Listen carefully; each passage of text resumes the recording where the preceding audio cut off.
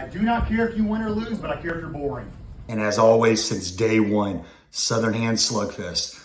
Knockouts guaranteed.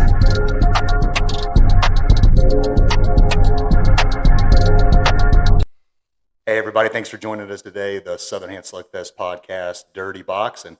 And I'm joined by a very special guest today, none other than Adam Grizzly Nash. Hello. Adam, how you doing, buddy? I'm doing great. How are you? It's an honor to have you. I had to have you as my first guest. There was no close second place. I had to have you, bud, for a number of reasons. So I'm glad you're here. Glad we could do this and set this up, man. So this is fun. Adam Grizzly Nash. I'm going to list off a couple of things about Adam Nash real quick, everybody.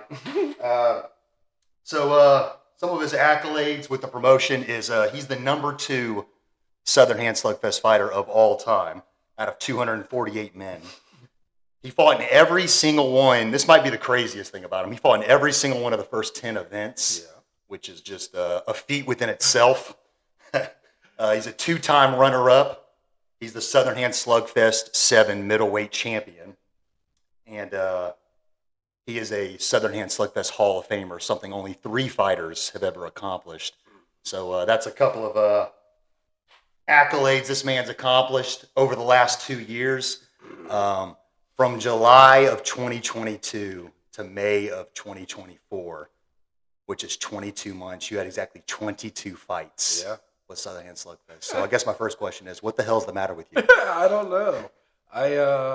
When they started the first one, I hadn't trained in forever. I just had ACL and everything else. I blew everything in my knee, like everything, and I had surgery for that. February, and the first one was when? July. So I was just bored and saw that there's a Slugfest. I'd done one of the Slugfest 8-9 years before that. I did it once, and I just wanted something to do. Hadn't fought in forever. Was fat, out of shape. Signed up. Took it very lightly. Was like, that's a big deal. Just punching people. It can't be that hard. Yeah. But then after I did the first one, it was like, okay, cool. I had fun doing that. I'd like to do that again. And then it was still going to just be casual, just like, whatever. I'll work out a little bit and just stay fat and fight, like, whatever. I don't care. But as I kept doing them, it was, I think I fought once the first event, fought twice the second event, fought 3 times the third event. And by then it was like, okay, I think I could win this if I actually try to train some and try to not just be fat and just like, I'll go. So then it was, I don't know which event it was, but at some point I just made the decision I wasn't going to not compete. I had the one event where I wasn't going to do it. Somebody backed out, a few weeks before? Mm-hmm. A few weeks before, and it was like, it wasn't even a question to me. It was like, I had already yelled at myself countless times of like, you're not going to do it? Like, you idiot. What are you doing? Just do it. And then when it came up, it was like, I'm not going to stop until I'm not allowed to do it anymore. So it was like, from then on, it was like, just go. Because, I understand guys that take them off if you're injured, you have life going on, you have whatever else. There's plenty of reasons, and I'm not hating on anybody for doing that. But for me, it's just, once I'm started on something and once I set a goal, I don't like backing off of it unless there's something that happens, and even then I don't like backing off at all. So to keep going and to do 10 for 10, it kind of, once we got up to probably 5, 6, 7, it was like, I can't stop. I can't take one off and then come back. And then after 10, the 11th one was the first one I missed fighting, and the first one I missed going to it all, but that was because I had another fight that night. And even then I was still bothered by it. Watching, seeing the post and seeing everything building up to it, it was like, why aren't I included in any of this? Like, why aren't, I'm not allowed to compete anymore. And I was like, it doesn't make sense. It's not something I'm hating on, but it was like, it was a weird, very, very weird feeling to see a Slugfest about to happen and not be a part of it. Yeah. It was just like, all right, like, those idiots better fight hard and better like make this a good show for people, because that's what it's about, Yep. And I don't know. I just have that thing in me where I just keep going. Yeah, and that's one of the things that impressed me so much is because I deal with hundreds of fighters, you know that, and life does happen. Things get in the way. People have kids. People have job schedules. Fighters get injured. Yep. There's a lot of elements and variables. There's no shame in sitting one, No. 2, 3 events out. Every fighter, they can quote me on this. I've probably sent this hundreds of times now. That timing is everything. I want you 100% inside those ropes. I don't want you compromised in any kind of way. I want the best version of yourself to show up because you're probably going to fight someone eventually. The best version of their selves is there that night. Yeah. You know, so that's the kind of fights we want. That's the kind of competitors we want. So for you to be able to compete in that many in a row was just like wild, man. And within those 10 events, I saw your evolution in a lot of things. And I'm going to get into some of those. I saw your evolution, whether it was skill-wise, whether it was you dropping an entire weight class. I mean, the weight you lost. I think you came in, 230 something the first event? Yeah, I was the first event. The first event I can't remember the exact number, but the number that stands out in my head is I think I was 238. I was 238. By the last one, I was like 193, 194, and that was all genuine, like weight, not weight cut. There was no cutting because back in the MMA days, cool, I had time. I was, my job was part-time. I could take whatever days off I needed. I was doing 5, 6, 7 days a week at the gym, 6, 8 hours a day, there in the morning, there in the evening to get down to, because back then I was fighting 155, walking around. If I was walking around fat, I was walking around 185, 190. But then during fight camp, leading to an actual fight, I'd get down to 170, and every time I had a weigh-in on Friday, if I woke up Monday 170, I knew I'd make 155 Friday, no problem. Yep. But the biggest part about doing these and the frequency of them is I have a life, I have a job, I have a family. I can't take the time to sit and drop. And that's great if guys that can, but I don't have that freedom in my schedule, and I want to be able to enjoy different things. I love pizza.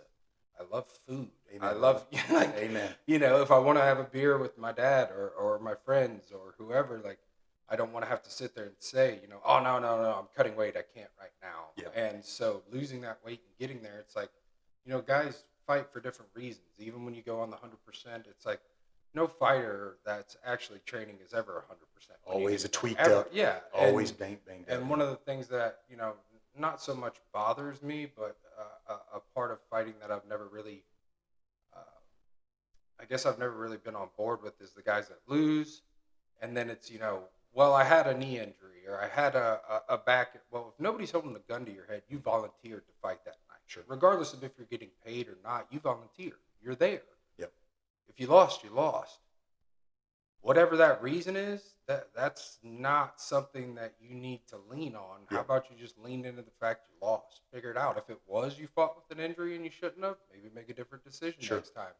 But it just feels like people discredit it. I had plenty of reasons, I guess, throughout the time that I fought that for reasons I lost. Whether it was, just being an idiot, whether it was injuries, whether it was anything. But I'd never cite those things as the reason I lost because I volunteered to be there. Nobody forced me. Yep. If you're not forced, you can't sit there and, in my opinion, make the excuses. I don't think that's okay. For me, every time I lost at Slugfest, that person was better than me. Yeah. In that moment, regardless of what it was, whether it was a close decision, whether it was, the one time that still does bother me is the one fight I didn't finish. I forget his name because, as you know, I'm terrible with remembering anyone's name that I fought. Amos McLeod. Thank you. I distinctly remember he dropped me, I think, in the second round. Yep. My left arm had gone numb by then, and I'm a southpaw primarily, and he was pretty good. So it was like between the second and third round, I was like, my arm's numb. We were having a good little battle. It was fun. And the third round, I think he hit me a couple times where I was like, I should probably be able to use my left arm right now if I'm going to win this fight. And he hit me with a couple, and I took a knee. And it still drives me nuts to this day that I took the knee and I didn't get up. And I'm not discredited. He beat me. Sure. That's it. Point blank, he beat me. But in my mind, I took a knee and didn't finish the fight by my own decision. Mm-hmm. He could have knocked me out. He probably would have. I don't because I chose to stop, but he was better than me. He Yeah. was good enough to make me make the decision of, I've got to have both arms functioning to fight this guy. Sure. And when I couldn't, I was like, yeah, no, I'm good. Yeah. And, Yeah. you know, that's the only one from all the Slugfest that I still think about where I'm like, should have at least got to the bell or not got to the bell involuntarily. Yeah. Because I volunteered to say, like, cool, I've had enough because my arms aren't working. He was Right. just better than me in that moment. But yeah, it's just something different, I guess, than a lot of people like to make it out to be when I look at the way I lose. Yeah. You beat me. Okay. Good, bad, right, or wrong. Maybe we run it back later. Maybe we don't. Whatever it is, it doesn't change the fact you beat me or I beat you that night. I don't Yeah. care if you're the best in the world or a guy that just started. If you win a fight, you won the fight. Mhm. Let the guy trip and break his ankle. You won. Mhm. You didn't do anything. It doesn't matter. You won. Yeah. Those are within the rule set. And a lot of people get hung up on that, but I just try not to. Yeah. Yeah. You know, excuse making in the fighting world is so growth stunting. I've seen it time and time again. I've seen the fighters who've gotten better. I've seen the fighters who have stayed the same. There's a couple of common denominators within those parameters. And the guys who always have a reason, it's the judge's fault, it's the referee's fault, it's my opponent's fault. You know, they're so outward instead of inward on the blame. And it's just, you know, it's something I monitor. It's something, you know, it's I don't know if it's a characteristic trait of certain people or what it is, but there's dudes out there who find a way. They never make an excuse. They show up. I got guys who they lose more than they win. They walk up to me every event. They go, I'm going to get them next time, Rick. I'm going to get them next time. And they have no excuses, man. So it's a superpower, man, because I've just seen both sides of that coin. And it's one of my favorite characteristics in a fighter. It's just like, that's on me. Yeah. That's on me. Those are the guys that will, regardless win, lose, draw, whether they ever become a champ, whether they ever reach whatever status, Hall of Fame or anything. Those are the people that I feel like you will learn the most from fighting that will apply in the rest of your life is those moments. That's what wrestling to me, I wrestled my whole childhood. When I get asked how long, I don't know. I don't remember being a kid not wrestling. Well, we can't find your birth certificate. You might be 79 years It's old. We're not exactly sure. debatable on age. It's somewhere between 1953 and 1984. You're like one of those Cuban boxers. They defect and they can't find any the records old on them. Romero of Slugfest. Where it's like, can you prove that? Like, nah, No, I can't, man. I'm legal. That's all that matters. Let's go forward. That's right, man. But yeah, that's what I think from wrestling. When you come up in a sport where you're literally penalized for stepping back, people always ask, or people always talk about how I move forward and man, that guy never backs down and he just throws punches and he never takes a step back. It's like, I'm not trying to. I'd love to be one of those pretty boxers or pretty fighters that can dance around and I just don't have it in me. Sure. I'm coming forward relentlessly, and sometimes that works out really well, and sometimes it doesn't. And that's just part of the game. But that mentality of like, it's on me. Mhm. I've never been a team sports guy. I don't watch sports. It's sure, go for it. I don't have a problem with it, but I never have because I hate the ability of looking around at others and blaming them for the loss. I can't blame it. There's no one else in that ring. You blame a judge, you're an idiot. Yeah. You shouldn't have let it go to the judges. No. You blame your corner, you blame the promoter, you blame everyone but yourself. And I feel like sometimes in team sports, that's what ends up happening. Sure. You get that all-star. This guy's the next big thing. When they lose a game, it's everybody puts it on them. Mhm.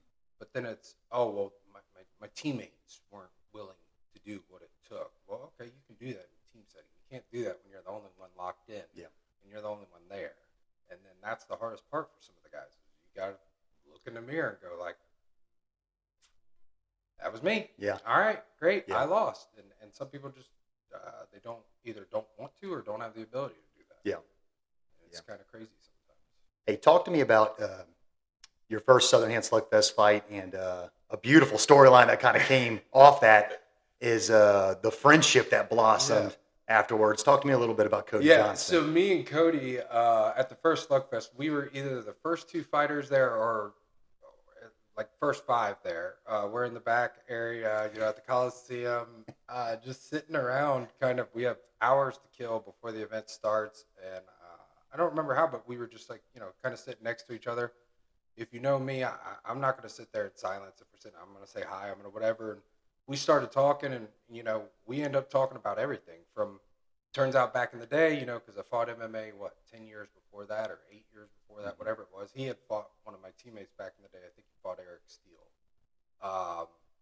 Years and years. So we start just talking and chatting, and then the show starts, and it was the first show, so nobody really knew how it worked. And it was like, well, we're going to come to the back, and we're just going to say heavyweight division. You guys are up. Yep. And you don't know who you're fighting. You're going to find out. Like, okay. And, you guys came and got the heavyweights, and me and Cody are still sitting there talking. And the heavyweights start fighting, and we're still just talking, and we're talking about everything. We're talking about fighting. We're talking about life. We're talking about family.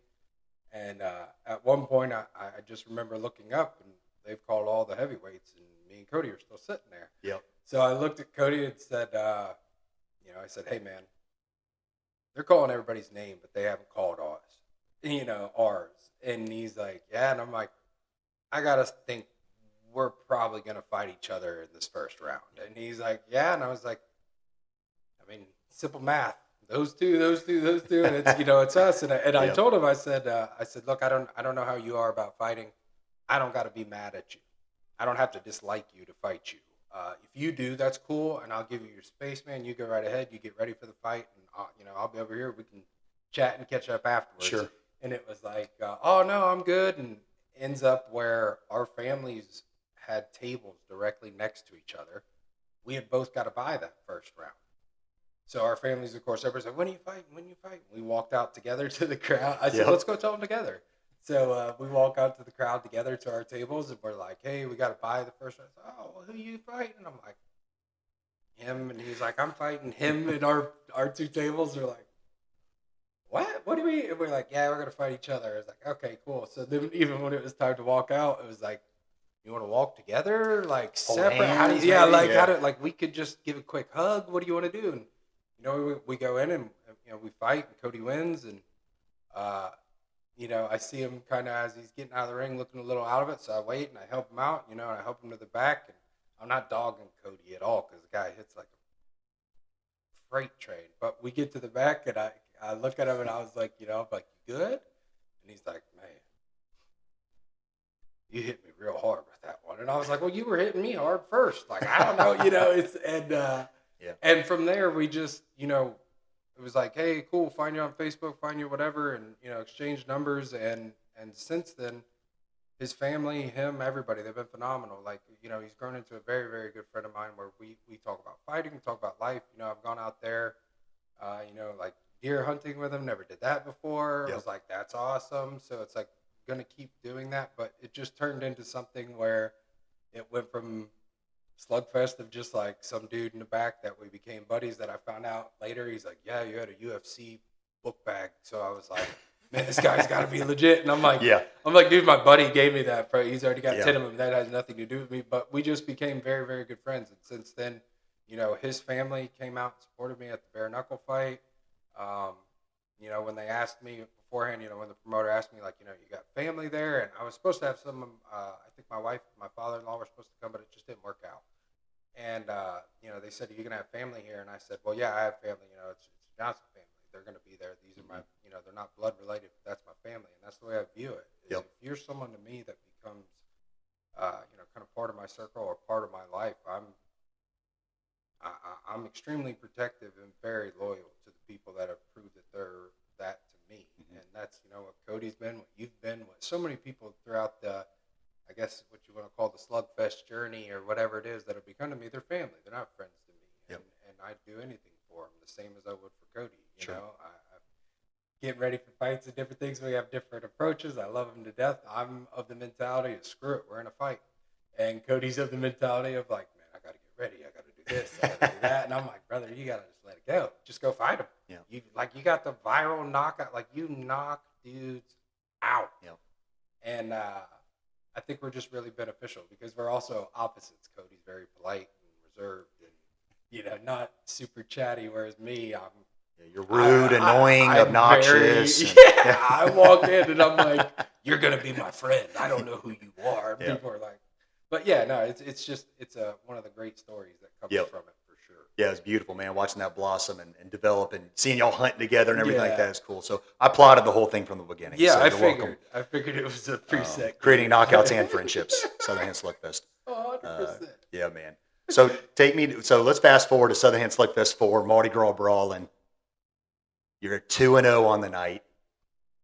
You beat Josh Walls and Tyler Sasser. Yep. You get to the finals against Michael Superman Snotty. Oh yeah. And a heck of a fight. And I watched it back again about a week ago. Yeah. If that thing goes to a decision, Yeah. that's what I hear from everybody. It's tight, man. It's Yeah. tight. So I even talked to the judges afterwards, and it was, So, but what I'm going to lean into is, you came up a little bit short by seconds. You still got up off the canvas, finished the fight. Yeah. Mike just landed that trademark right hand, and you were there for it. You got up, you beat the count, you finished on your feet, and it was just. Tell me about that experience of being that close. It was, Snotty has, of course, people love to hate him. I've trained with Snotty before. We've been in the gym together. We're buddies. We're friends. Like, it's nothing, People are like, that guy, I hope that guy loses. And I'm like, well, he's probably not going to, but, you can, like, go for it. And, when we got in the finals, of course, it was like, same as anybody else. I don't, I tell fighters before we walk out, I always make sure to tell people, like, hey, I don't touch gloves. I try to tell people that because it's like, I got cheap shotted years and years ago. I try not to. And I've still done it from time to time where afterwards I'm like, yeah. But, we fought. And, of course, knowing that Snotty had won, he won the first, everyone before that. He won 1 and 2. That's right. Yeah. Yep. So, so it was like, of course, going into it, overall fighting, I think I'm a favorite over Snotty. But when it comes to just throwing hands, he's probably a favorite over me. And that's okay. But I knew I'd be in for, like, all right, cool, I got to watch out for these big ones. And, we go through the first round where it was kind of, it wasn't bad, but I wasn't being super aggressive, I don't think. I haven't watched the fight in a long time, but I don't think I was being super aggressive the first round. I was landing some shots, but was also being very cautious because of Snotty. I know the guy. I know he's got the power. And then the second round came out a bit more aggressive, started landing some shots. I felt like he was getting maybe more tired than I was, and I was tired, don't get me wrong, but I have that weird thing where it's like, screw being tired, I'm just going to keep throwing. To where maybe I got the advantage in the second round. And the third round, by then, it's like I'm getting a little pumped up of like, let's go. And, afterwards, everybody, of course, is like, man, number one, why didn't you wear headgear with Snotty? And it's like, number one, I'm never wearing headgear with anybody if I don't have to. I despise it. Number two, I'm never going to fight smart. It's one of the reasons why I never wanted to fight for a living. When I was training MMA, and it was like, you can make it to the UFC. I'm like, I'll be the worst UFC fighter. I'll be out in one fight. And they're like, why? I'm like, because I'm not playing the game of building my record and doing this and fighting smart to win. I want to fight. So, the third round come out, and I got to be honest, I watched the video, so I saw where he hit me, and it doesn't even look like he lands some massive shot. He just lands it perfect in the right spot, and it drops me, and I'll never forget when I hit the mat. I don't remember falling. I don't remember the shot, but I remember just looking up, and there's the ref, like, counting, and in my head, I'm just like, all right. So I get up, and the ref looked at me. I'm going to watch my language as I say these things. But, he's like, do you want to keep going? And I said, yeah, I do. And he goes, okay. And as soon as he stepped back, it was like, 2 seconds, 3 seconds later, I heard ding, ding, ding. And instantly I was like, like, that's it. I know, because it was a close fight. So it's like, who got the knockdown? Well, he got the knockdown. And, of course, people afterwards were like, if it gone to a decision, you would have won. I'm like, what the? That's right. He won. And it was a fun fight. Like, afterwards, we hugged each other, had a good time and everything. And it's like, people are like, well, would you wear the headgear now, or would you have fought more safe in the third round? It's like, no, I wouldn't have. I would have done the exact same thing, but hopefully not let him hit me. Because he had my coach Mike Sanford actually had a really good his one-liner on Facebook about about it was like, so basically it looks like he hit you real hard, you got real mad about it, and then you went forward, and then he hit you real hard, and it knocked you down. And I'm like, yes, that is correct. That is a He good, hit- detailed breakdown. I like That it. is a Simple yet accurate breakdown. He hit me real hard, and I was like, okay, well, I'm going to hit you real hard. Yeah. And then it happens. But yeah, it was a good fight. Yep. Enjoyed it. You know, Snotty's a character that people love to hate, but you can't. That's one of those things, man. If you're going to be that way, you got to be able to get in there and drop people. Sure. And finish fights, which he's able to do. Right. And people don't like to appreciate that part of it. Yeah. They like to he's a bad guy and he's a this and he's that. Like, he's also holding number one knockouts and wins and everything else. Like, you know, people don't really, whether they just don't, you know, haven't thought about it thoroughly or anything like that. Mike's got that eraser, and I sat feet away from him for 18 fights and watched it. And this is 14-ounce gloves, dudes with headgear, and he puts them out and he hits them. You know, so and he's only got 1 minute rounds to work. So it's, you know, it's a good setting for Mike. Sure. It really is. Like, he's, you know, Mike has in this potential as far as fighting, you know, but he's also got a life. And he's got all these things people don't count on. You know, he has his little feuds with other guys around here that are known for knocking people out. And that's cool. That's great. I love it. But it's also like, when it comes to Slugfest specifically, with that setting, the 1 minute rounds, the gloves, the headgear, the everything else, he's a hard guy to beat. Yeah. Because he's also got that grit in him that people don't appreciate. Sure. That when he fought Matt Brown, that's one of the fights that was a great fight to watch, because when you see it, Snotty's got like that confidence or that cocky that's in him. You might hate it, but it's tough to beat when he gets in that zone of like, I'm gonna do this. Like, I forget whoever the guy was that had talked all the trash beforehand, and Snotty's like, first round. Like, when I show up to the event, Snotty's like, the first thing he says, and he's like, what's up? It's like, hey, what's up? He's like, I'm gonna knock this dude out. And I'm like, easy, friend. I just walked in the door. I'm trying to like, what are we doing? It's an icebreaker. Yeah. Yeah. Brock Reed. Yeah. That was the guy. And like, again, that guy, you don't, when you're looking from the outside and you haven't experienced it, it's very easy to watch some of these fights and think, I'd smoke that dude. There's boxers. There's these. Cool. Prove it. Yeah. And when you don't, reality hits. Yeah. Now you got to go home and look. And like, I may have been off on that one. Yeah. But So, that was a heck of a fight, man. So runner-up at Southern Hand Slugfest 4. Something cool that happened the next event is that was your switch to middleweight. Yeah. You switched to middleweight. You dropped some pounds. I remember you texted me real proud about it. And 5 and 6, that's where you fought PJ Taylor and Sean Ordoge. Yep. And you were at middleweight. You looked good. Yeah. You looked better. You were starting to feel your body in that state. Yeah. So, and then leading into Southern Hand Slugfest 7, September 30th, that was a pretty special night. That was pretty cool. You want to talk to me about that and that adventure? Yeah. So when I switched to middleweight, first fight I think was PJ, right? Mm-hmm. Yeah, that was PJ, and of course it's like we know what's going into that. Me and PJ are cool as could be, love the guy to death, but we know we're coming out for heads. Oh yeah. There's no back down in either of us. That was great. Then Sean, it was like Sean had a lot of boxing experience coming up. So very crafty. Very crafty. Yep. Yeah. Young kid, and of course everybody's younger than me doing these, but like young kid with a lot of boxing in it, and had some things before that event that were a little challenging. That another one of those scenarios where cool, I could blame him a billion things, but he beat me. That's great. He beat me that fight. There's no doubt. Then you go into 7. I had my friends from back home. 3 of my buddies had texted me like earlier in the month just to kind of surprise visit. Hey, here's the dates we're coming. It wasn't a like, can we go? I was like, cool, you guys can come to the fights. They're like, oh, you're fighting? I'm like, yeah. And I wasn't gonna not fight, so, and they'd love to come, so it was great. And we had hung out, but then we went to 7. Cody fought that night too. Yep. So his family was there, my family was there. My dad, my father-in-law, my wife, my friends from back home, everyone. And the first fight was Brandon Solier. Yeah. Finished that fight, second round? Second round, yep. Was feeling really good about myself. KO of the night. KO, yeah. Oh, yeah. So I had been training a lot. And by training, everybody always like, what do you train? What do you do? Training to me is my garage. Now it's my barn.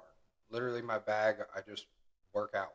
I don't have time to dedicate hours every day at a gym. So sometimes it's a 30-minute workout, it's a 45-minute.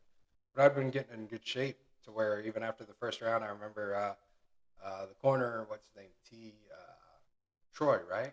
Todd Singletary. Todd. T-Bone. Again, terrible. The with man, names, by the so I'm way. sorry, Shout out but- to Todd Singletary. Yeah. Todd is the man. Fred had always been my corner, my Yep. sweet angel Fred. Yep. And Todd was that round. And after the first round, I remember he looked at me and he's like, "You don't even look like you're tired." And I was like, "I'm not. This is really weird." And he's like, "What?" And I was like, "I'm not tired at all. I feel really, really good." Dude, it's, go out, knock him out. Felt good about it. Second round, the other, whoever it was, I don't Brandon know. Jackman. Yeah. Yep. Yeah. He was also kind of, I think he had boxing experience and had some other things, and that's great. Knock him out in the second round. And I'm like, it goes from that thing of like, all right, I'm going to go out and have fun tonight. Because obviously I joked with my buddies before, like, hey, look, just don't get too wasted before I'm done for the night. Sure. It'll probably take me a couple fights. I'll be out. And they didn't listen at all. But, like, everybody's in the crowd. And I'm like, I'm still in. Cool, we keep going. And then we get to the finals. And obviously I joked with my buddies before, like, hey, look, just don't get too wasted before I'm done for the night. Sure. It'll probably take me a couple fights. I'll be out. And they didn't listen at all. But, like, everybody's in the crowd. And I'm like, I'm still in. Cool, we keep going. And then we get to the finals. And in the finals, it was Joshua Whiteside. Great guy, great Yes, he is. fighter, also gone through a lot of adversity. Nothing for him, nothing but respect for him. And we're in the back, it's like, headgear, no. And it's like, no headgear. It's like, cool, let's go. Yeah, Josh will meet you halfway on that. Yeah, we're like, cool, let's go. And we fought. And, second round, I ended up catching him with a really clean hook. He had been doing some things that I even told him afterwards. I was like, yeah, you kept doing this. So I was just trying to time it. And I did not think he was going to get up. That's 100%. I like when he went down, I was like, brother, you just cascaded through the ropes. Like, there's no way this dude's getting up. And he got up. And I was like, okay, all right. And it was kind of a feeling. I'm not a big, I haven't knocked out everybody I fought. I don't have this massive, like, well-known power. But he got up. And then the third round, I was fired. I was ready to go. It was just that feeling of, some people hear nothing when they're in the ring when they fight. I hear everything. I hear the crowd. I hear every little comment, every little joke, every little this. Hearing everything and come out. I think he was probably still a little rocked because it was a good shot. Yeah. But I just kept the pressure on, and it was like distinctly remember. Maybe there's 30 seconds left in the round or something. I had just landed like a couple consecutives where he was in a corner. I landed two big shots, and he was against the ropes, and I was just throwing to the body and leaning in, and I wasn't trying to like kill time or get to the buzzer. I'm trying to finish it. Of course. And like the whole crowd started chanting, and even now when I watch it, I still get chills because look, these things, fighting in general to me is something in life that's, it's not life. It is life-changing, and I don't mean to discredit it, but it's like so many other things in life are important that should create memories that last for you that never fade. But this created ones that will never go away. When I watch the videos, I get chills of it. Just, hearing that, like right now, the hair standing up on my arm, just thinking about it. And, we end the fight in the corner. Josh is in the corner. I'm swinging at him, body, step back, going for the head. I've already heard the click, click, click. You got 10 seconds. And it was like the round ended, and I didn't really know what to do. I just put my hands on the ropes and kind of leaned over. I wasn't, none of that. It was just an overflow of like, hey, you probably did it this time. Yeah. Like, this is probably, and Josh gave me a hug from the backside. I turned around, gave him a big hug and everything, and then, just standing there and waiting, and it was like, they call my name, or y'all call my name as the winner, and it was like the rush and the feeling. Like, I looked at my wife afterwards, and the only thing I could say about it was, I'm so happy right now. Yeah. It wasn't about all the training paid off and all the this paid off. It was like that moment just, I needed it. Yep. And it gave me a feeling that is irreplaceable. Yep. That still to this day, I'll watch that fight, and hell, I'll fast forward through the fight. I just want to see the end, because that moment literally will. I don't know how many times I've sat working out or getting ready to work out, and I'm like, I don't feel like it. I'll watch the end of that, and then it's like when I raise my hands, I'm still in my garage, like, I did it again, and it was just so many, obviously, factors and different things leading up to it. Yeah, it's very hard to describe how good it's just. I was just happy. Yeah. I get to come out. My buddies are there from Ohio. My family's there. Everybody's happy. Everybody's taking pictures. And it was great. And I got free nachos. You got free nachos, brother. Free nachos out of it. Really probably tops the happiness and all the payoff for the training. But it was just, man, it's an irreplaceable moment that I'll never forget. Yeah, I'll never forget it either. I shared that moment with you, and you to describe your demeanor, you were so calm but excited. Yeah. You were just locked in, man. I remember that. And your post-fight interview was hilarious. Adam Nash, you're the Southern Hand Slugfest champion. How do you feel? And you said, a little hungry. It was a cool moment, man. Yeah. And, two things. One, honestly, personally, my favorite thing is watching a guy who, no matter how many events ago it was, runner-up then champion. I don't know why. That just gets to me. I love when the amount of guys who are so close and they don't come back or they get discouraged or something like that. Yeah. You'll forever be my example of a guy didn't win his debut tournament. He's so down on himself. Seriously, man. Yeah. These messages I get. Adam Nash came up short 6 times in a row and then did it. So it's just, you got to, prevail. And you know how it is, man. You get different draws. And sometimes you're feeling good, and sometimes you're not feeling so good, and sometimes your legs are numb. Yep. You can't, so it's. But yeah, that'll forever be my example of why you got to keep showing up. The power of resiliency, consistency, and just show up, man. And putting in the work is what I think a lot of people underestimate is the willingness to fail and try again. A lot of fighters will lose and they'll never fight again. A lot of people will do a lot of things in their life and they'll fail at it and they'll never do it again.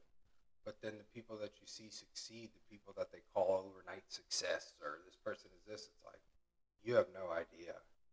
You have the amount of people in the world that have become successful or won whatever it is they're trying on the first attempt. Yeah. That's gotta, that's gotta, like, I don't think I've got anything right on my first try. Yeah, it's like, and you don't get there. So being able to do it, there was just, we'd be here for hours talking about it. But it's that ability that a lot of people, I guess, don't have. Yeah. And it's a hard thing to do, but it's something that for me, I don't have any other way to me. When I fail, I get mad. Not as in that's somebody else's fault or that's it, but it's like, no, I'm not, I don't fail. Yeah. I'm going to be better. It may take years. It may take endless work. I'm going to do it. Yep.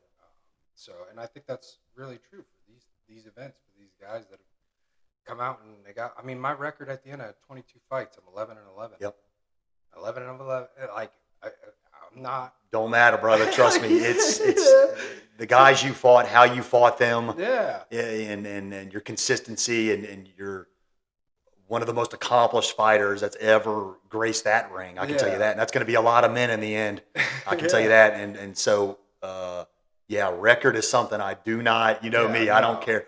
I randomly thought of that the other day before coming here where I was like, what is my record? I'm like, I had 22 fights.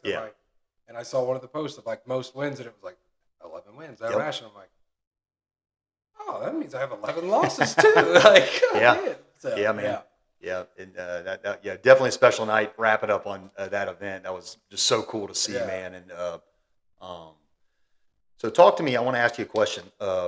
Getting diagnosed with cancer, man. Yeah. I want to talk about the positives that come out of that. What about perspective changes in those darkest moments, those darkest days? What categories do you actually hone in on, and you discard what doesn't matter, and just you actually, because it's it's a meme that gets passed around. It's a quote you look up, but what is actually like living every day like you last? Yeah, Like what did that do? I think for me, they at the BYB fight after they'd done the pre-fight interview, it was like all everybody wanted to talk about was the cancer, and I have no problem talking about the cancer. I know some people do. Some people it's a very sensitive topic, and I fully respect that. For me, it was never. I never looked at it as I was originally diagnosed in March, I think, of 21. I had melanoma tumor about the size of the palm of my hand in the middle of my back, and it had spread to each lymph node. Had surgery to cut it out, radiation, chemo pills, things like that. And then again, I was diagnosed in 23, January 23. They'd found a spot on my lung, and they actually called me the first time. I can't remember if I've told you or not. I think I have. But the first time they called me and told me they'd found the spot, they said it was on my brain. I have a rule: no one's ever gone with me to any of my doctor's appointments, any of my treatments, any of my anything. The only time someone's been there is when I had to have surgery where they had to put me to sleep and I couldn't drive home. Sure. So someone picked me up, but otherwise it's just me at the appointments. And the reason for that is because I want to hear what the doctors say before I tell anybody else. I could go in and they could tell me, like the last one where they found it, we've got a treatment, or I could go in like when they called me and accidentally told me it was in my brain. That one hit. That one for probably that 24 hours, my family, of course, had questions because the part of the deal is nobody goes with me, but my side is that I tell them everything the doctor said, no secrets. And I've stayed true to that. And so when they told me they found a spot on my brain, I told my parents, I told my wife, I told everybody. They had tons of questions. So the next day I called back to say, hey, you guys have called me yesterday. You told me a spot on my brain. And the lady pulled up the scans and she's like, here's your legs, they're fine, your arms are fine, your back's fine, your brain's fine, and then there's a spot on your lung. And I'm like, quick timeout. Did you say brain or lung?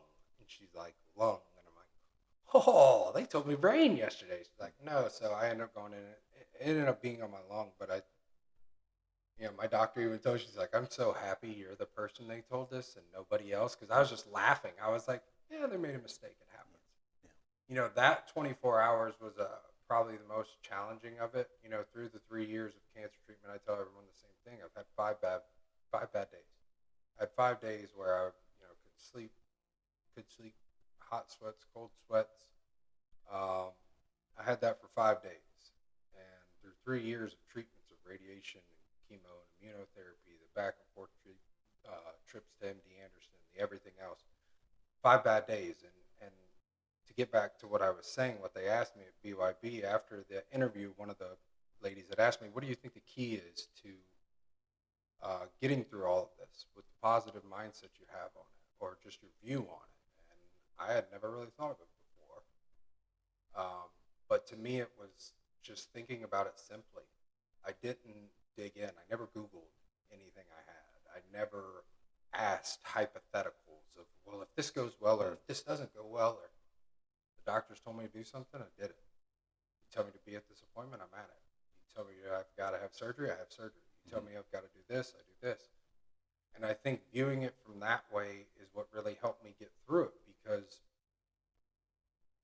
I feel like a lot of people will dig in, and there's nothing wrong with that.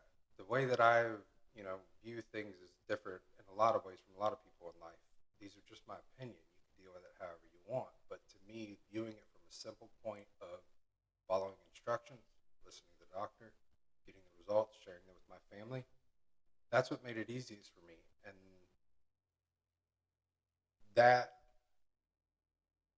is, I think, a big difference that a lot of people don't take as an approach. Like my doctor is after all the fighting, and of course the fighting, having a goal, having something to, whether it's distract or focus or whatever it is, outside of that stuff, man, I can't be grateful enough for that. And my doctor is, like, well, maybe we need to have people do what you did to get through this. And I was like, please don't tell people to be like me. Mm-hmm. Like, no matter what you do, don't be like me. But it's been, it's still something to this day when we talk about it. I'm like, yeah, I had cancer, but besides going all white and getting the vitiligo and becoming, the unageable man that you don't know how old I am or whatnot, but like that's the only lasting effect I've had. Other than it was great because I had the fights. It helped me get back in shape. It helped me get healthier. And I think that just keeping it simple while going through something that can be so complicated that you have no control over, a lot of people can't accept like not having that. Yeah. So I've Googled what I can eat, what I can drink, what will fix it. I had countless friends and I love them. I love everybody that sent me stuff. I don't mean it just, try this. This is what will help. And that's great. I don't view it that way. I do what the doctor tells me to do. I asked if I needed to change my diet. I asked if I needed to stop drinking. I asked if I needed to stop eating this. If I needed to, no, cool. As soon as you tell me no, I write them off. Yeah. And taking that simple approach of like, show up, do what they tell me, go home. I think that's what helped. Mm-hmm. That to me is what made the biggest difference. Yeah. So yeah, I can imagine your mind could go so many different ways. People are WebMD, and you just a million different avenues your mind can take you down. Like you said, the hypotheticals and all that. So that's to be able to lock in and simplify everything in that moment. You hear stage 3 and stage 4, right? I had stage 3 the first time, and I had stage 4 the second time. You hear those stages, everybody's pretty well aware that's probably not a good thing. Yeah. And you could Google it, and I should have been dead a long time ago if Google resulting WebMDing my and that's great. And sometimes that's applicable. Sometimes, unfortunately, it does happen. But I also think that going to a place like MD Anderson, the hardest parts were never about me. It was the times where I'd be there and I'd get my treatments in the kids area. You see a kid walking around hooked up to machines, it brings it, makes me want to cry now because it's like you see that and you're like, give me what they got. Let them have mine because I'm fine. Yeah. I got to fight in 3 days. I'm good to go. Yeah. Give me that kid. That's the kid you should talk to about how you make it through this. How do you see those? That was even the BYB. One of the coolest things was probably the coolest. I mean, winning was awesome. Don't get me wrong, but it was Yuli Diaz. Yeah, I get off the elevator. He's a pretty famous guy, pretty well known for them. And he comes, hey man, can I talk to you for a minute? I'm like, what's this dude want to talk? And he's like, heard your story.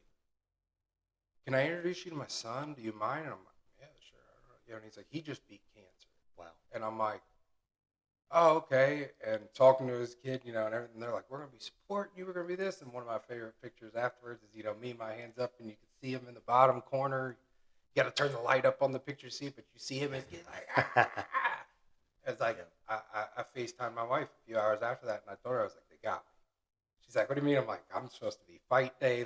This is not thinking. I'm like, they got me. It's awesome to be, his son had said to me, he's like, you're, a hero, or, I, look up to you, or I'm supporting you, and that's great. I love it. I never set out to be that. I never really, try to take on that role, but to know that it means something to people. It happens at Slugfest too, and people are like, man, you're a great story, you're this. It's it's awesome. I love being that. It's never what I wanted to be, but you have to respect it and appreciate it. And that's one of the other sides of it that I've picked up is it's like, I try not to, what's the right word? I try not to discredit someone that would say that to me. Sure. Because my first reaction is like, man, I'm not trying to be your role model or hero or you're this or that, but it's like, that's discrediting what they're saying. Appreciate it. Everybody has heroes or somebody they look up to or somebody that never knows you do. And if you meet that person and you're like, hey man, you're a hero, and they're like, get out of my face, I ain't no hero. That's never what I want to do. So I just try to be appreciative of it when people say that. Yeah. It's not easy for me, but it's something I definitely try to do more. Yeah, man. And if someone's saying that to you, they mean it. Yeah. People don't just make that up. Yeah, So that's pretty cool and pretty special, man. People who don't know, me and Adam used to keep this between ourselves. This guy would reschedule his chemo around events. I'd get pissed off at him.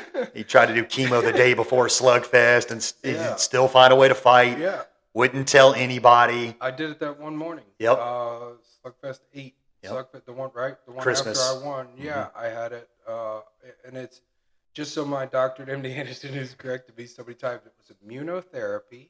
Which is apparently different than just clean chemo, but it Okay. was immunotherapy.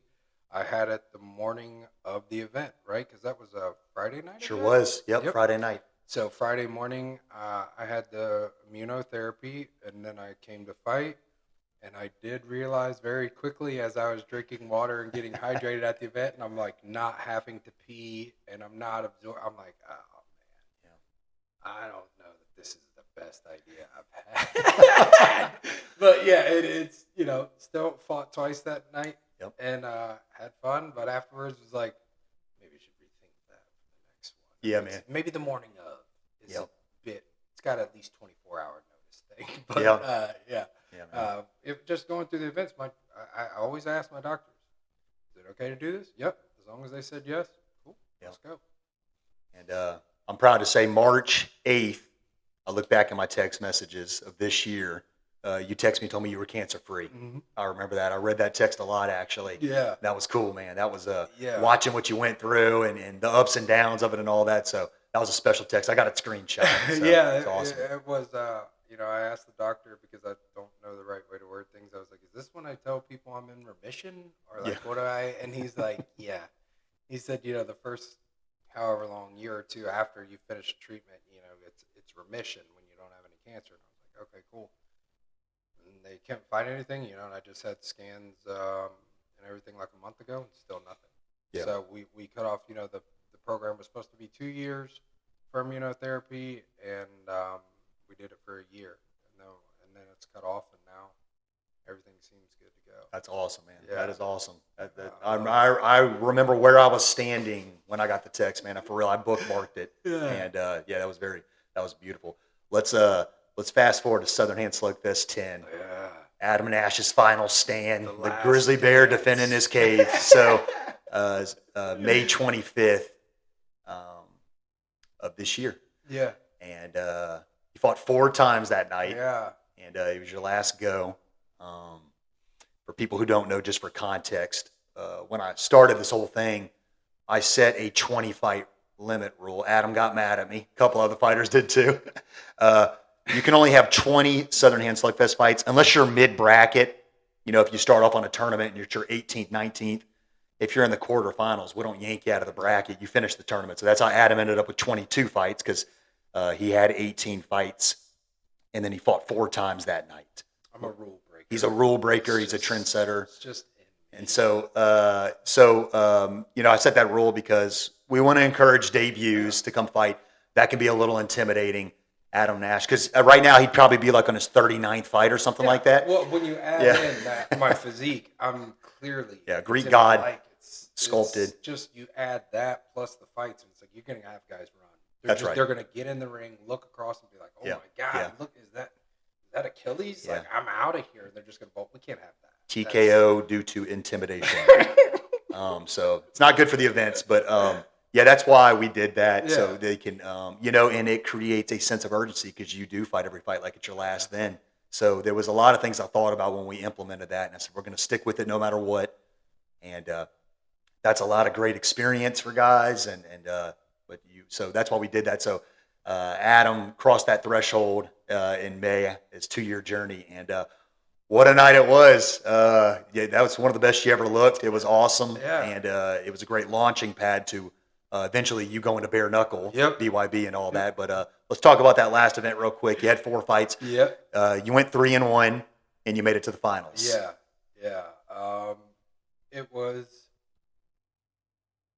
It was a very just odd feeling knowing, this is going to be the last one. Not that it's guaranteed. I could have got knocked out the first fight, had 19 and came back, but it's just, I've been training off, it's like since I've been, retired, which I don't like saying that word at all. Since then, it's like, I feel like I've gotten actually a million times better than I ever was when I actually fought Slugfest. And I think probably that's due to the bare knuckle, but going into it, I'd been training. I'd been getting a couple of weeks before the event. I had texted or messaged Monica Medina saying like, "Hey, do you think they'll let an old guy try one of these bare knuckle things?" And I hadn't heard anything back, but I had set my mind to it that I was going to start getting ready for it. So I came into the event in good shape. Came into the event ready to go. Being in Biloxi for the event, it was awesome to see so many people because there's so many that come up to me at these events that, again, I'm terrible with names. So I hope nobody ever takes it personal. But it's like I recognize faces and people want to. It was just an odd feeling of, this is it, huh? And it was like, again, I didn't, I go in, I want to win. I always want to win. First fight with Ben, God, love the guy to death. You talk about a man that's not afraid and that wants to bang. Ben Westmore. That's right. Shout out to Ben. Love Ben Westmoreland, Psycho, who's fought in 9 tournaments, by the way. Yeah, like that's if you want to look at a guy that's like, it's like, brother, losses don't define you. That's Ben. Yeah. You don't care. Mm-hmm. Like everybody tells me, you fight whoever you want. I'm like, that dude will fight whoever. And he comes straight forward. And he ain't coming in fighting, waiting for you. Yeah, and he throws punches. He's coming in hot. Yeah. So it's like me and Ben have the first fight. It was a good fight, and the finishing, that was great. Second fight, don't remember his name. Jaden Gunn. Jaden, strong fighter, good. Again, these guys are mostly younger than me. That's awesome. Great fight. Good fight. I think win decision, right? Yep. Win decision. Third one, Alan. Alan right? Toro. Alan Toro. Toro's a stud. 100% gave me the business in my business on accident, and that's great. I know he didn't do it on purpose, or I think he didn't do it on purpose. He's I like 82% trust that guy. Yeah. You know what I mean? I'm like 79, but either way. He grows on you like a tumor. No, one of the things about Alan what's so funny is, what event was that for him? His third? Yeah, it was 4th tournament. 4th. Yeah. I think every event that we talked, he's like, I want to go with you. Yeah. I want to go. And like, it was like the first time he said it, I'm like, you never know how to take that. Some guys are saying it because they think they'll beat you. Some guys are like me where it's like, no, I just want to see what it's like to fight you. And he was nothing but respectful, super nice dude. Like, man, I want to go with you. I want to go with you. And it was like that event, I looked at him before we went out and I was like, well, you get what you want now. And he's like, I'm so excited. Like, it was like, all right, cool. Yeah. So we go out, we have a good fight. We have everything, right? Like, cool. I end up winning. That's awesome. I get to the finals and it was one of those where between the fights, like, walking around, well, I know I'm done now. I'm already over 20. There's no way I'm coming back now. I knew that going into the Allen fight, but it was like, it got oddly kind of emotional, sentimental for me where I was like, hey, this is the last one. And like, everybody in the crowd was like, let's go, it's great. And it's like, yeah. And going in to fight J-Ro, rematch. Kid's not only got heart, and I say kid because I'm 70, so it's not because he's young, but, he's got heart, he's good, he's strong, he's fast. We had the fight before where, I feel like I could have done some things different to beat him, but I was like, cool, when I was when she was to show it. And he was very well prepared for me. One thing that's great about him, or what I love about him, is like we talked forever. And he's like, man, I watched your videos. I watched your this. I prepared for you. Yep. And I'm like, I didn't. Like, oh, no. Adam's not a homework guy. I'm like, oh, no, I think I made a mistake. But he came out and he beat me. He hit me with probably what I would say is the hardest punch I've ever felt. Wow. When he dropped me at the end of the first round, I think it was. Clean exchange, just landed, I want to say it was an uppercut. But it was one where I looked up going like, so this is what it feels like for people. Like, I had it with Snotty, but it was like a quick, cool, I'm up, I'm good. That's right. J-Ro hit me with one that had me fighting to get up. Like, I remember standing up, and I told the ref after the match, I said, man, I'm so mad at you. He's like, why? I said, well, because when I stood up, he said, walk to me. And I'm literally just, okay. And as I went to walk towards him, he took a big step back and said, walk to me. And I'm like, you moved. You were right there, and now you're there. Oh, I've got to hold it together. I come over to him, and I get there, and I go in the corner and look at Fred, and I'm like, I don't think that was very good, was it? And he's like, nah, that's probably something you should try to not do again. Yeah, like, okay. I remember the ref stepping back doing that. It was like a really bad roadside sobriety test. Dude, it was like a toddler walking for the first time. Yeah, you were Yeah. there. Yeah. That's cheating. Yeah. And, but yeah, he ends up, kid's good. He Yeah. beat me. He's better than me at that moment. Talented. Better than that time. And, when it was over, I knew I lost going into the decision.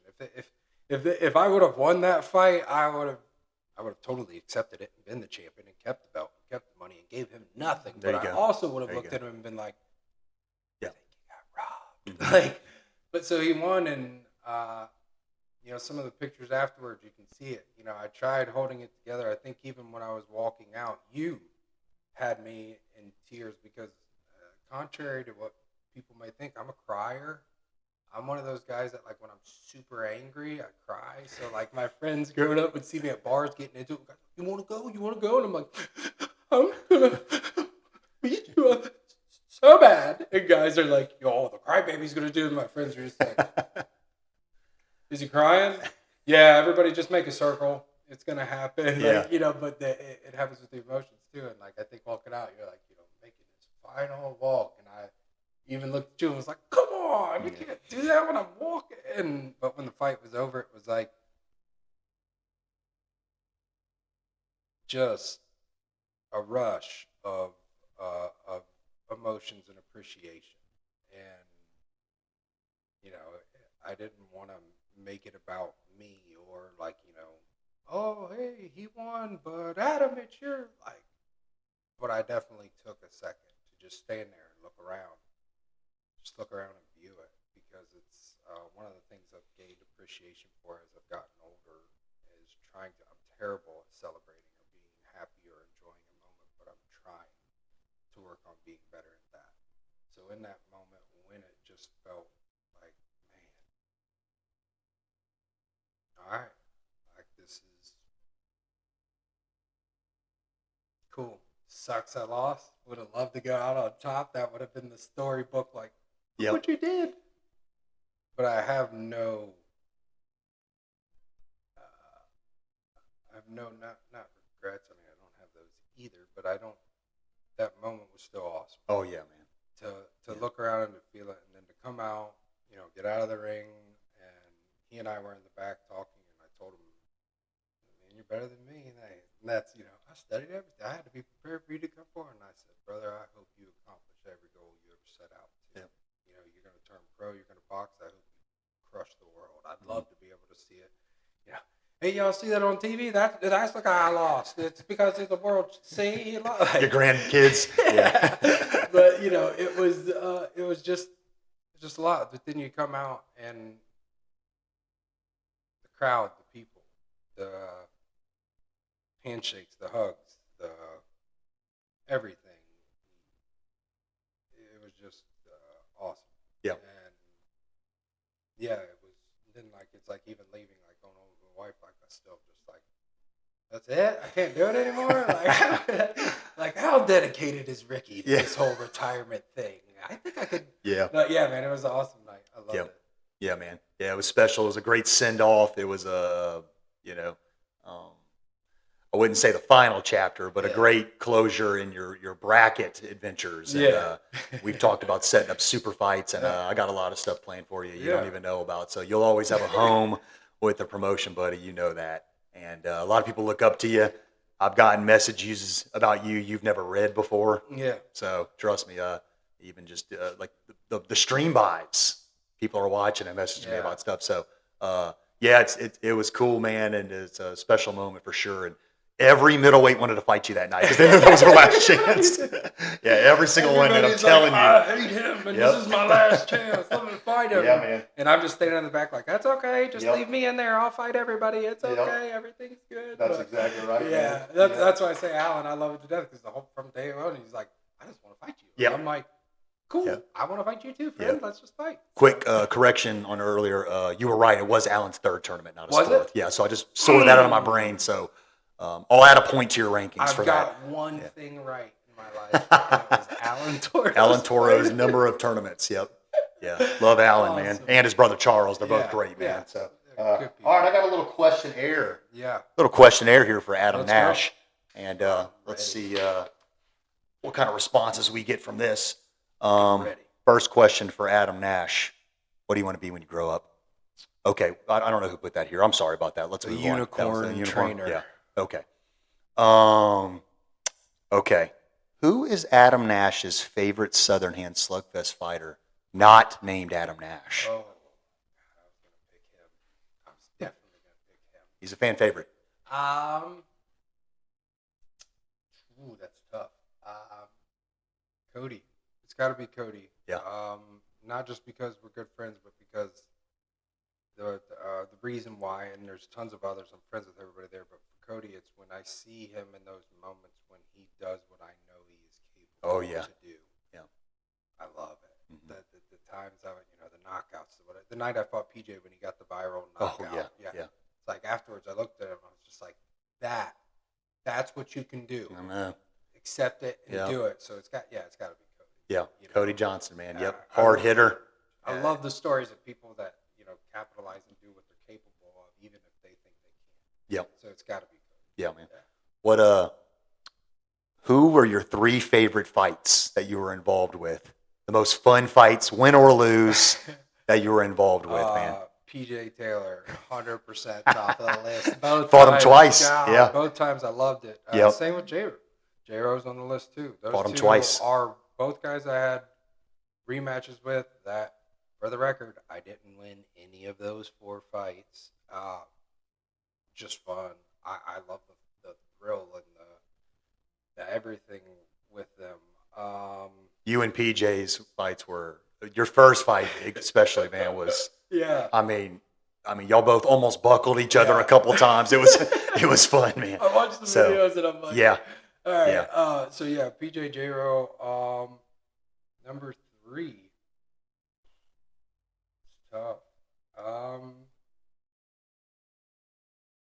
Josh Whiteside. Yeah.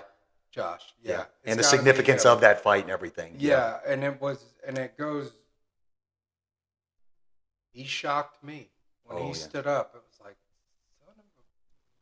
I've already finished. That night was the night that I was just knocking people out. And he just took it with no headgear. And I watched him buckle like, dude. So when he stands back up, it's like, all right, here we go. So yeah, I gotta. Those would be. Yeah. So it's technically cheating because that's like 5 fights, but no doubt, man. Yeah. Those are all great fights, man. I mean, they're burned into my membrane. I remember them all vividly. Yeah. So, those are great.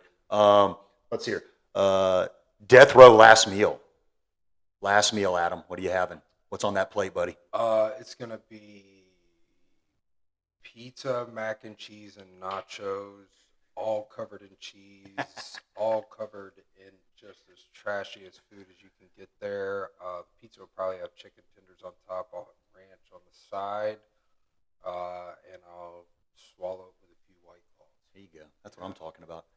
I think I'm going just a completely raw steak. Yeah. Just find out what it's just like. Out of the fridge with a glass of red wine. You got to keep it classy. Nice. And then I'm just, I'm going to go out, Hannibal Lecter style. Just make eye contact with the prison guards the whole time. I want to eat as trashy as I can. Yeah. So whoever has to deal with my body is just like. Just a mess. Yeah. What happened here? And it's like. Disaster. He ate it all. We didn't think he could do it, but he ate every bit of it. Yeah, man. I love it. One more, man. What's the future look like for you, man? As far you want more bare knuckle fights? I know we've talked about BYB and all that. BYB sign this guy to a fight. He goes in there. July he fought in New Orleans. He won by first round knockout, and we've shared some, back and forth about trying to get you matched with BYB. So it seems like a good promotion, but they're a great promotion. I think they were nothing but awesome for me when I fought for them, and they've told me they're going to have me back. It's just a matter of timing, and they got a big roster. They absorb things overseas, and that's great. But my fighting, while I do love fighting for BYB, don't get me wrong, I want to get back in there because it's something that I feel like from watching some of the other guys in the divisions, because my weight is so I don't care. I'll fight down to 160, 180, whatever it is. When I watch these other guys fight, one of the things that I see with them that maybe I haven't seen before in other types of fighting, whether it was MMA or whether it was whatever else, is that I feel like I can be one of the best in the world at it in competition or really any. And for me, I just want to fight. I love fighting. I love challenging. I love, people always used to ask, I think they've heard it enough now they don't have to ask anymore, but it's like, why'd you start fighting? Well, for me, I started fighting because you see every old dude, every grandpa in the rocking chair. Back in my day, I was the hardest. And you're like, when'd you fight, Grandpa? And there was one time at old Charlie's bar, and it's like, I wanted to know where I stood. I wanted to fight from starting in MMA. It was like, you ever give me a canned opponent, I won't fight him. You ever, even Slugfest, I know I can't control who the opponents are, but I wanted those guys. That's the reason those guys are my favorite fights, because they were the hardest. For me, it's trying to keep pushing myself and to keep challenging myself and finding that in wherever that leads. If that's bare knuckle, if that's back to MMA, if that's anywhere. But it's just constantly doing that and hoping and really kind of dedicating myself to find whatever my potential is and achieve it. That's what will satisfy me. And until that happens, I won't be satisfied. I have no delusions of becoming some these big fighter guy. No, man, this is where I don't care about fame. I don't care about.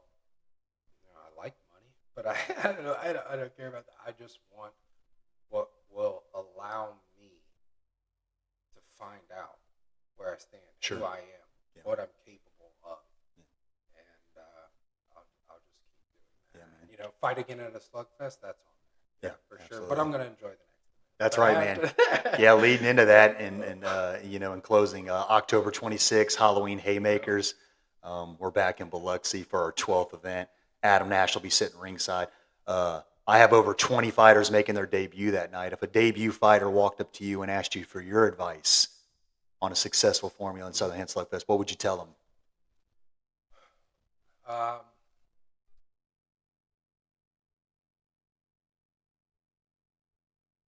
Push forward, throw punches, step back, repeat, over and over and over again. I feel like the most successful guys that you see, while defense, of course, is important at times, it's like you got to be willing to take them. But that doesn't mean you have to do what I did. You just stand there and get punched over and over again. So that's the advice that I got to say that because that's the advice I've given guys who come to me about it, which is step forward, throw punches, get out of the way, repeat. Over and over. Have that ability.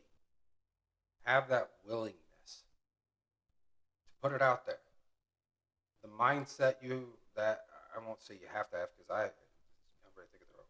I go in fully prepared to be knocked clean out, embarrassed, the next viral. Man, you're that guy. Yeah, I'm the one on the ground. Because by preparing that way, it could never meet my expectations. You can't get there. It's something I do in life for everything. Yeah. Make it, picture it as bad as you can. Not only picture it, process it, and accept it before it's ever happened. Now you can't be tainted by it. You can't do it. Yeah. Why? You never met my expectations. What do you mean? I thought you'd hit harder. Sure. I thought I wouldn't make it through. I thought I wouldn't this. I've already processed it. I've already accepted it. Right. The fact that it didn't happen, that's actually a reward. So I think that, having a mindset of willingness to accept the outcome could be yours, it could be not. But strategically, step forward, throw punches, get out the way, repeat for 3 1-minute rounds until you cannot lift your arms or move your body. Great advice. Terrific advice, man. But yeah, just in closing, I want to say, man, you're family to me, brother. We've this is awesome. Been through a lot, man. I had a great time. I hope you had a great time. And man, you're a rare human being. I hope you know that. I mean that, brother. And you're ugly, but you're rare. It's like... And but yeah, you're a fighter in and out of the ring, and a lot of people look up to you, man. And it was great being a part of your journey and witnessing that. And I'm with you every step of the way. The train don't stop here, so no matter what. But yeah, brother, I appreciate you doing it, man. Thanks, I had a great time. So you want to say anything? You want to give anybody a shout out or anything like that, man? Shout out to all the people that have ever bought me nachos or provided them to me complimentary. Priorities. Any other food that they've given to me, I gotta say I love you. Nah, man, I think this is great. I hope this, as you know, I'm not technically, an employee or whatever else at Slugfest, but this is my baby too. And to see you guys doing great things, I just want to see that continue to happen. Absolutely, So man. that's 100% all I got. Onward and upward, brother. All right, we're signing off. Thank you, everybody. Appreciate y'all. God bless. Have a great day.